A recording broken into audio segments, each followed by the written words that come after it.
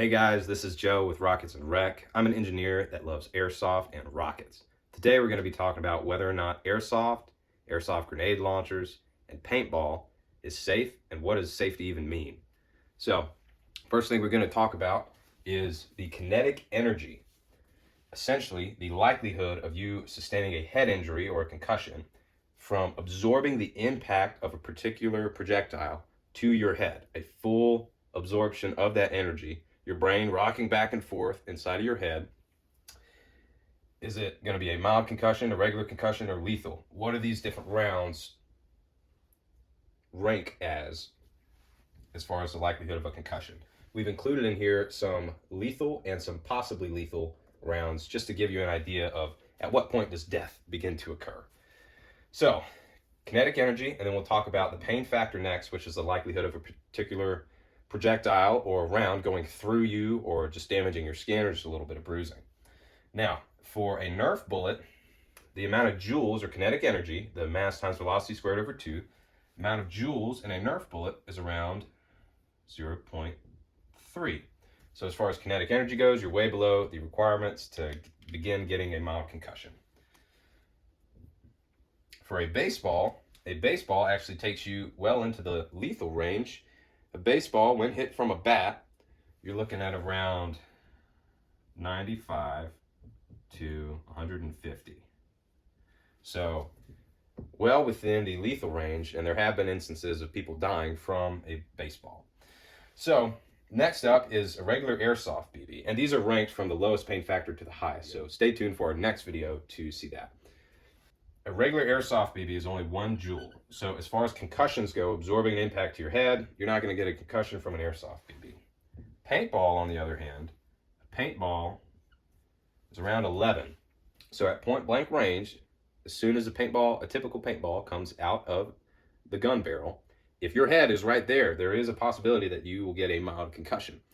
Normally, people don't shoot you that close in paintball, but it is possible. Next up is the Rockets and Rec R27 rocket. That's this guy right here. We sell those. If you're interested, go to our website.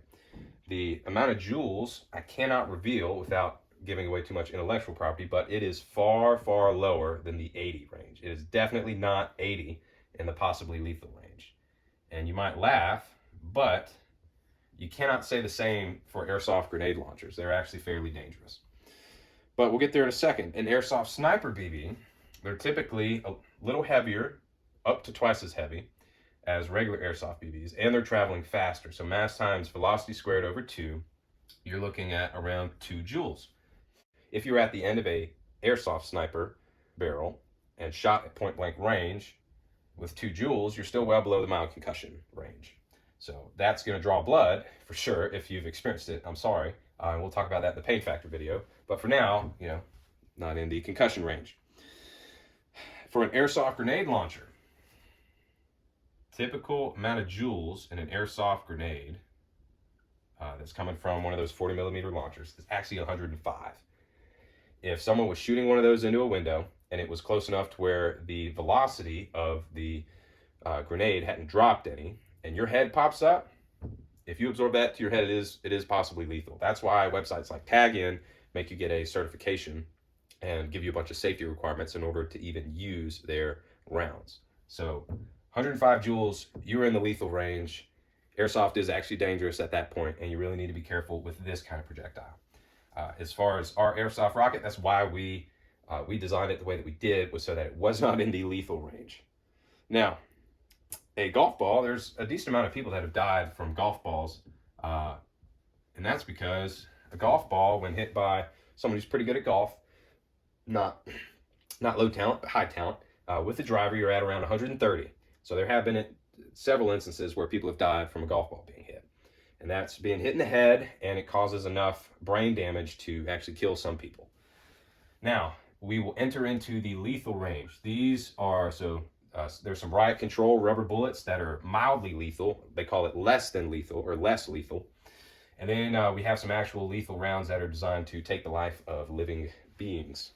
Just to give you a comparison, for a rubber 12 gauge slug, you're looking at around 140 to 250.